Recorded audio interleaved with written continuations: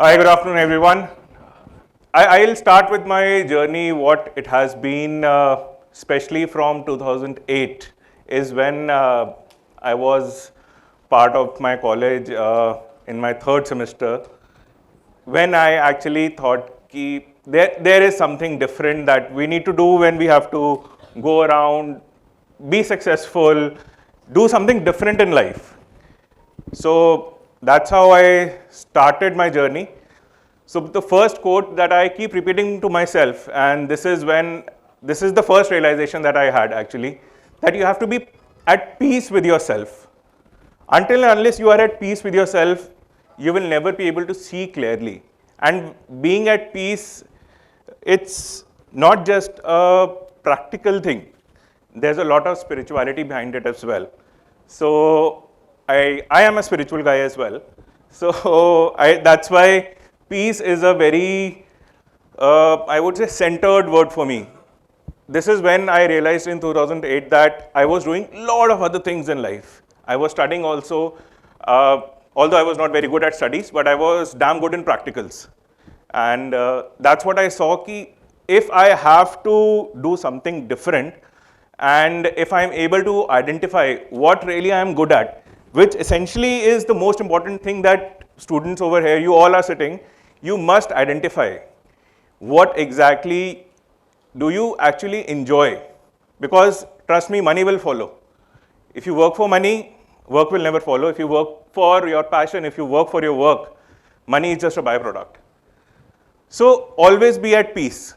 No matter what, be peaceful, be very shant, जो हिंदी में बोलते हैं, so that you can see what you want to do, how you want to take your life, what are the different steps, what are the different ways which are probably opened in front of you. You have 1,000 different ways to go around. But what is that one path which is super of interest for you is something that you should be able to see clearly. And that will only happen when you just sit with yourself. You do that self-talk, you do that analysis, you just take a whiteboard, you take like what I do is, I take a blank paper and a pen and just like I keep writing. Sometimes I keep drawing flowcharts. If I take this path, what's going to happen? If I take this path, then what is going to happen? So go with that path. And thankfully, I have been able to achieve this because I have been into self-talk, I think probably from the time I've been talking. And thankfully, I've been taught by my grandparents that self-talk is kind of the most important thing that you have to do. So this is one point. Second, so this is exactly around 2010 and 2011. So I was given a scholarship at IIT Delhi for one of the few students for embedded systems and designs. It drew me towards my goal that I want to do something different and I want to be a technical guy. So many paths in front of me. This is one path that I chose. But when you say that I want to be a technical guy, again a lot of paths open because you go down one, and then again a booster of things opens up. So the next slide that you see over here, being a perfectionist, not always a good idea. So everybody dreams to be a perfectionist. If you don't dream, very good. But people who really want extreme level growth, which is mathematically e to the power x, we all know that, and we always quote, everybody quotes it. If you have a graph of e to the power x, nothing like it. You're going to be booming in life always. Like I would say India is doing e to the power x right now in all scales at international level. But there is a very fine line of being a perfectionist. And if you are a perfectionist and still you make mistakes, be okay with it. It's not always going to be that you are a perfectionist and you like things to do your way and you do not make mistakes. Mistakes are bound to happen. But mistakes should not take you down the road. Mistakes should always make you move forward. You have to learn from your mistakes, which is why I said being a perfectionist, it's not always a good idea, because you go so deep into being a perfectionist because sometimes you leave to live. And living life is the most important thing in life, actually. You have to be in present always, but does not mean that you have to be a perfectionist all the time. You go down, I have to perfect this. If I don't get 9 out of 10 or 10 out of 10, it's going to be a bad thing and stuff like that. Don't have that. But always do what you want to do with the best of the ability that you do. The next is you are responsible for your life, no matter what. We in life tend to do this thing. It was his mistake, or because of her I was not able to come up to the next level. Because of that person I was not able to study.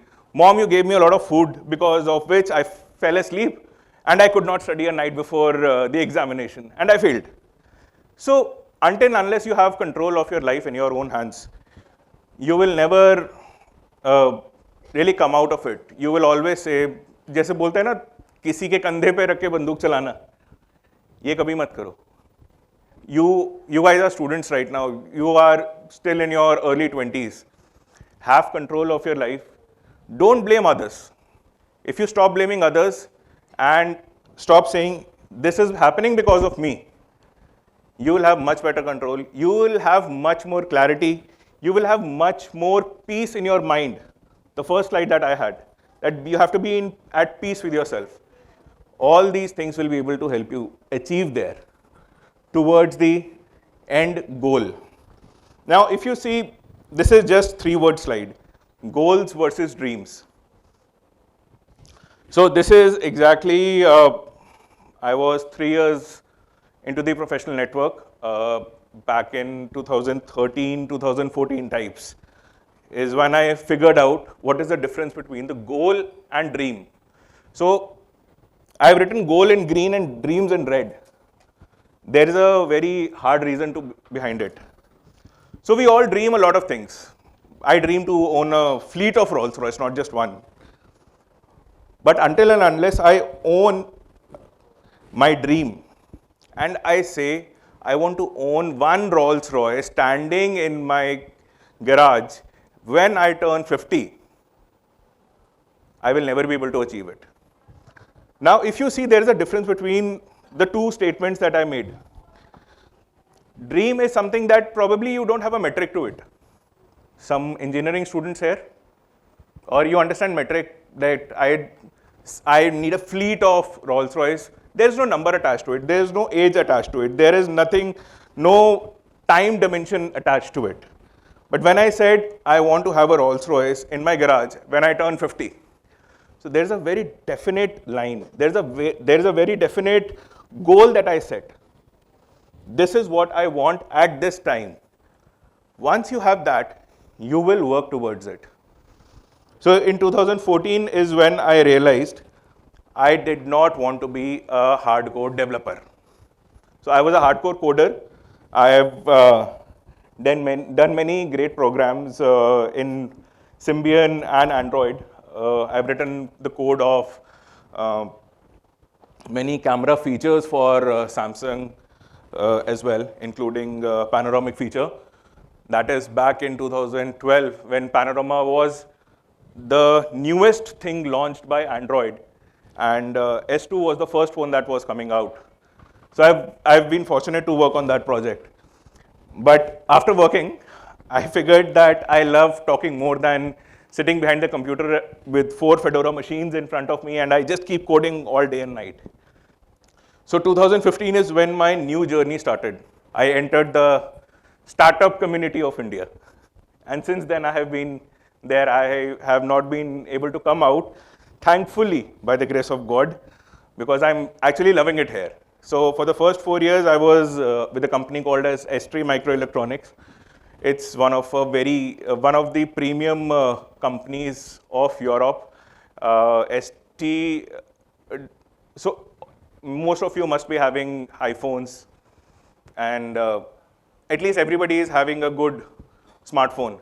So all the compass-related activities that you see, gyroscope, accelerometer, heard of these words? So these chips are actually made up by ST. So it was that company. Even up till today, Apple uses ST. So it's at that level. And the company was like 70,000 people company all across the globe, probably all major cities in the world. And I took a leap of faith and I joined an Indian startup just to learn something new. I left my engineering degree at home and I started handling customer relationships, customer operations, started expanding their international operations. And then I was heading the international operations for some time. The only thing that I realized is that if you are a learner all your life, you are going to have amazing fun. And always remember, guys, everyone, life is about having fun. It's not just about being too serious. Being serious will always just take you down. If you are serious, you'll get tired. If you are having fun, you will say that 24 hours or less, I want even more.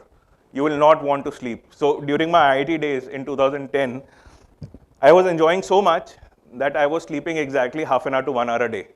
And that happened for a good 1.5 months. But I did not have insomnia after that. And the only reason that I could think of that I was superbly enjoying the time. And yes, I was also trying to stay away from the hostel because वहाँ पे AC नहीं था. So we used to sleep in the lab. Our professor gave us the permission.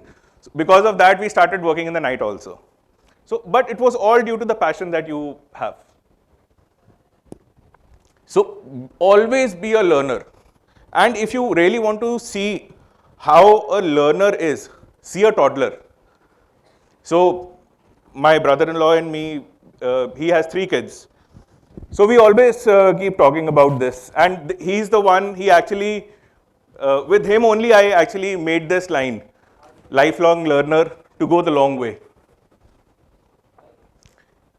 So he always says, if you want to know how to probably learn and unlearn, because learning is about 2 processes, unlearning the past and learning the future, or learning new things, you have to see a toddler.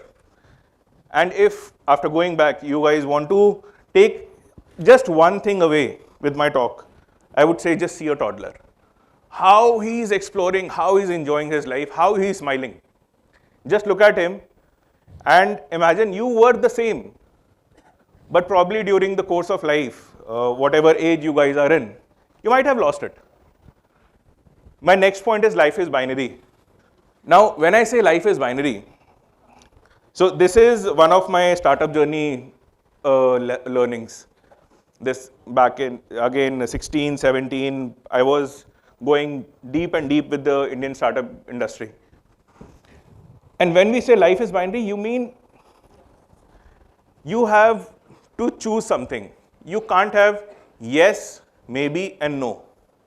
Maybe is the worst state if you are in. You have to have a yes or you have to have a no. If you don't have a clear vision, either let somebody else take your call or train your mind to take the call. Next is this is one of my recent learnings, by the way. Asking for help is a collaboration, is a sign of collaboration, not weakness. Again, I've used 2 colors in this. Collaboration being written in green, which is more on the positive side of things. Weakness is something that we all see. I don't know this. How will I do it? So if you don't know something, go and ask for help. We do ask YouTube for help. We do ask ChatGPT for help. There are so many engines I can name, like probably hundreds of them right now. I use it. So why do you always fear to ask for help from a peer? I love to cook, but there is a particular vegetable I still don't know how to cook. I still call my wife to the kitchen. Please, Sonali, tell me how to cook. And there is nothing wrong in it. If you don't know something, always remember throughout your life, And this is going to help you immensely when you step into the professional world. Ask for help. Be brutally honest with it. Don't say, yeah, it could be this, it could be that. It really helps you growing up. It really helps the other person gather more attention towards you. It will help you gain respect in the world, in your team, in your company, amongst your peers, that this guy is brutally honest, whatever he wants to do. If he doesn't know, he doesn't know.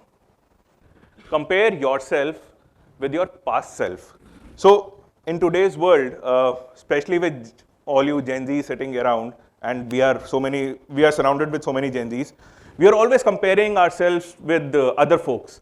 उसके पास ये है, मेरे को ये नहीं आता, उसको ये आता है, and stuff like that. Why would you want to do that? Why would you not want to focus on your journey? You are the one who is living your life. He is not the one who is living your life. He is living his life. He probably could be sitting in a Mercedes E-Class and still crying. And you might be sitting in a Wagoner and still smiling and enjoying probably coconut water better than him. So always compare yourself with your past self. Compare your metrics, compare your numbers, compare your degree of achievement with your own self, because you are the only one who is driving your life. Nobody else is. Last, I'd like to conclude. Time is money. And money, when I say not money means taking control, respecting time. If you respect time, time is going to respect back to you. If you want to earn someone's respect, always give him respect first. And then probably that person or that human being, man or a lady or anyone, will look back at you. First you take the step, and then you expect the next step to be taken. So always remember, if you have control of your time, you have everything in your life. Thank you guys. That's me.